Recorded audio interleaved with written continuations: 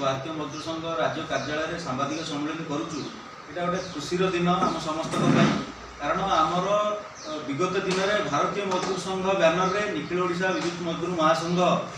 एवं भारतीय मजदूर संघ उभय सामिल हो आमर यही लोअर पीएमसी आपने समस्ते साक्षी थे आम दीर्घ फेब्रुआरी मसरे 9 दिन दिवारात्र आंदोलन करूँ आंदोलन पर जो सर्वनिम्न मजूरी घोषणा हवा कथा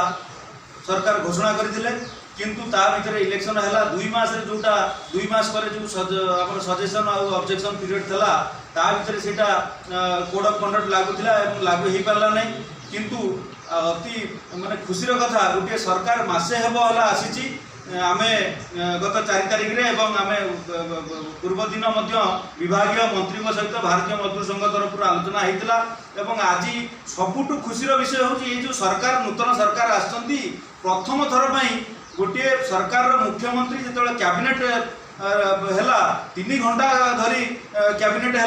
3 घंटा पर समस्ते श्रमिक श्रेणी माने गोटे आशार अनेक बसते कि आमर सर्वनिम्न मजूरी घोषणा हम कि राज्य कैबिनेट पारित हम कि किंतु सबुठार खुशीर कथा है माननीय मुख्यमंत्री आसिले एवं श्रमिक मान प्राधान्य दे प्रथम थर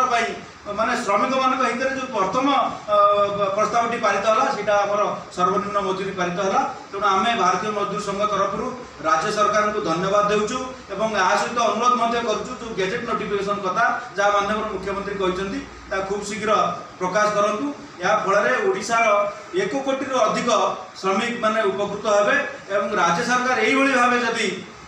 श्रमिक हितैषी कार्य करेंगे और श्रमिक मान दाबी पूरण करेंगे निश्चित भाव ये श्रमिक समाज में आमर ये जो राज्य सरकार प्रियभाजन होकर रही पुणी थे आम भारतीय मजदूर संघ तरफ राज्य सरकार को धन्यवाद।